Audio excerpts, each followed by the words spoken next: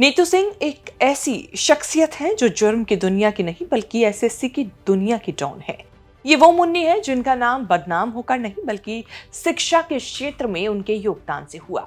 नीतू सिंह को नीतू मैम के नाम से भी जानते हैं। एक वक्त था जब नीतू सिंह को उनके पति ने बाउंसरों से पिटवाया था, लेकिन उन्होंने हिम्मत हारी नहीं, खुद को बिखरने नहीं दिया। आज केडी कैंपस के जरिए नीतू मैम एक ऐसा नाम बन चुकी हैं जिनकी कड़ी मेहनत और अनोखे अंदाज के चलते लाखों स्टूडेंट्स उनके दीवाने हैं।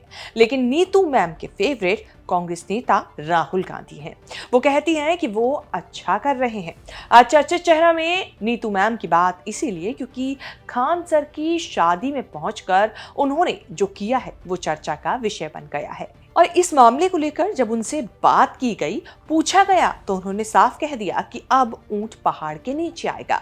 कौन है नीतू मैम जो अपने कॉम्पिटिटर खान सर के लिए दे गई बड़ा बयान? क्या किया नीतू मैम ने खान सर की पत्नी के साथ जो हो गया वायरल? बताएंगे सब चर्चित चेहरा के इस एपिसोड में। नमस्कार, मैं हूं कीर्ति और आप न्यूज तक पर देख रहे हैं चर्चित चेहरा। कोई जब मेहनत करके सफलता के मुकाम को हासिल करता है तो खुद को साबित करके दिखाता है। 2005 से अपना पहला कोचिंग सेंटर खोलने से 2015 तक नीतू मैम ने इसी लाइन पर न सिर्फ काम किया बल्कि खुद को साबित करके भी दिखाया। लेकिन 2015 में जिस कोचिंग सेंटर को उन्होंने अपने बच्चे की तरह पाल पोस कर बड़ा किया, उसी पैरामाउंट कोचिंग सेंटर से उन्हें धक्के देकर बाहर कर दिया गया। लेकिन उससे पहले लेडी बाउंसर से जमकर पिटवाया गया, वो भी तब जब वो उसी कोचिंग सेंटर में 50% की हिस्सेदारी रखती थी और डायरेक्टर के पद पर बनी हुई थी। और चौंकाने वाली बात ये कि ये सब करवाने वाला कोई और नहीं बल्कि खुद उनका ही पति था। लेकिन उन्होंने कभी हिम्मत नहीं हारी, खुद को बिखरने नहीं दिया, फिर खड़ी हुई और बाउंस बैक किया और पहले से भी बेहतर उस मुकाम को पाया जहां उनके ही जीवन साथी ने उन्हें पीछे धकेल दिया था। आज नीतू मैम केडी कैंपस नाम के एक ऐसे कोचिंग सेंटर को चलाती हैं जिससे लाखों बच्चे जुड़े हैं और पहले भी जुड़ चुके हैं। बिहार में जन्मी और पली बड़ी नीतू मैम की साधारण शुरुआत से लेकर बेहद सफलता केडी कैंपस कोचिंग सेंटर तक स्थापित करने की जो स्ट्रगल रहा है वो एक किसी इंस्पिरेशन से कम नहीं रहा।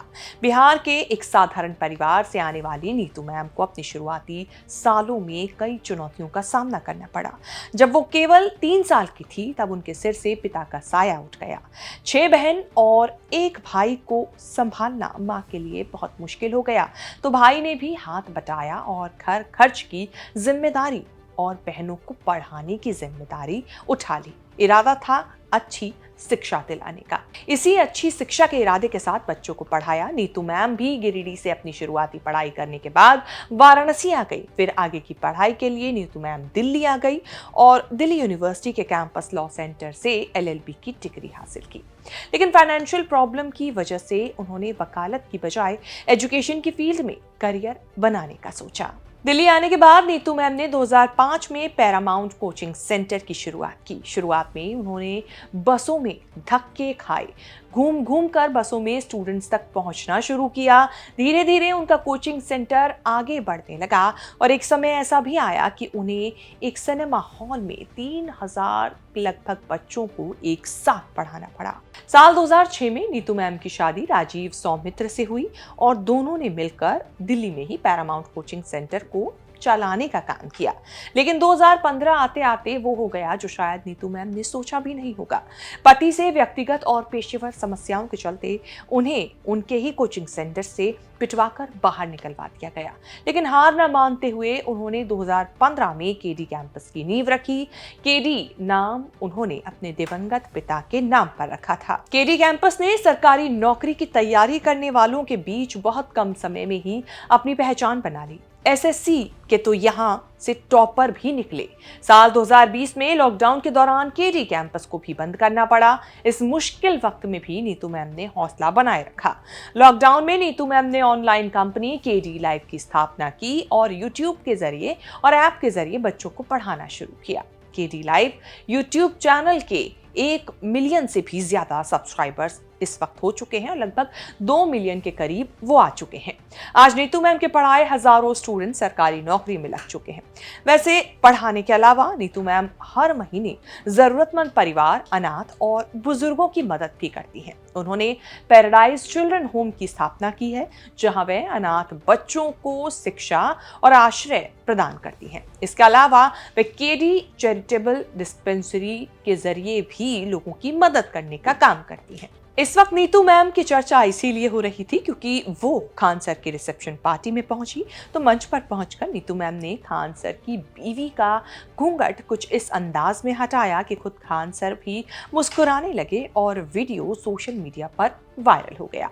इसके बाद नीतू मैम ने हमारे संवाददाता अनिकेत कुमार के साथ बातचीत में कई बातों से पर्दा उठाया और बताया कि खान सर की पत्नी ने घूंघट क्यों किया हुआ था और ये भी बताया कि क्यों उन्होंने खान सर के लिए ऊंट पहाड़ के नीचे आने वाली बात कही। उनकी शादी की जानकारी किसी भी टीचर को नहीं थी, जो हम लोग इंडिया के टीचर्स हैं।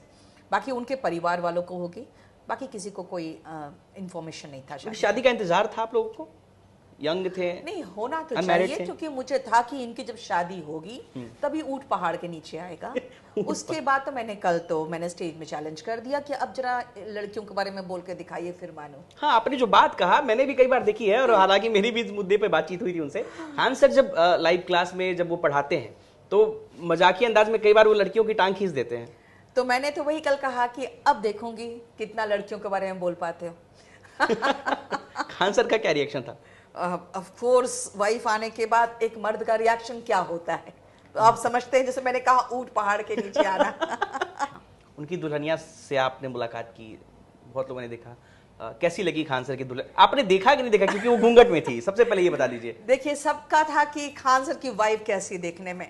भाई हम लोग के तरफ में हम लोग महिलाएं जाके पहले घूंघट उठा के दुल्हन को देखती हैं और फिर मुंह दिखाई देती हैं। तो मैंने तो भाई प्रॉपर दुल्हन को देखा, पहले घूंघट उठा के और मुंह दिखाई दिया। घूंघट उठाकर आपने देखा?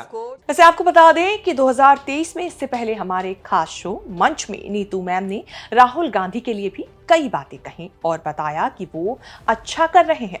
उस वक्त भी उनका इंटरव्यू सोशल मीडिया पर खूब वायरल हुआ था। सुनिए उनका 2023 में दिया गया ये बयान। राहुल गांधी के बारे में आपका क्या कहना है? जीनियस बंदा है, मेहनती है, अच्छा जा रहा है, अच्छा जाएगा। कितना अच्छा जाएगा? अच्छा जा सकता है।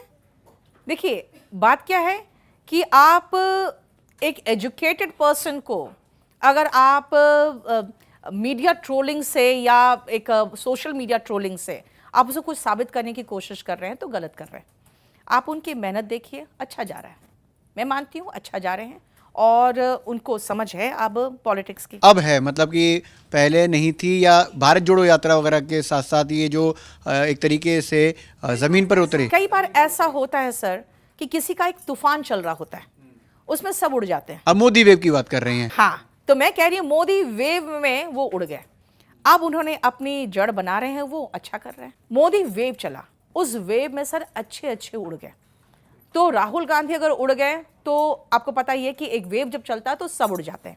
राहुल गांधी आज के समय में बहुत अच्छा स्टेटमेंट देते हैं और लगता है कि हाँ वो एक मैच्योर तरीके से अब एक पॉलिटिशियन के रूप में उभर रहे हैं, वो अच्छा कर रहे हैं। वो रोजगार को लेकर भी काफी ज्यादा बात करते हैं, मुखर्जी नगर आते हैं, इसलिए मैंने ये सवाल और किया है। वो हर तरह के रोजगार वाले लोगों से मिल रहे हैं। आपने ये मार्क किया होगा, स्टूडेंट से भी मिले हैं, तो इलेक्ट्रीशियन से भी मिले हैं और उन्होंने कारपेंटर से भी मुलाकात की है, कूली से भी मिले हैं, तो वो डिफरेंट प्रोफेशन से मिल रहे हैं। तभी तो मैंने कहा कि अच्छा कर रहे हैं, हर वर्ग के से अब मिल रहे हैं। कुल मिलाकर नीतू मैम की कहानी ये सिखाती है कि कठिनाइयां जीवन का हिस्सा है। अगर आप भी एसएससी की डॉन बनना चाहते हैं तो नीतू मैम से इंस्पायर हो सकते हैं। वैसे चर्चा चेहरा में ये रिपोर्ट आपको हमारी कैसे लगी, हमें कमेंट करके जरूर बताएं और इस तरह की खबरें आगे भी देखने के लिए बने रहें न्यूज़ तक के साथ।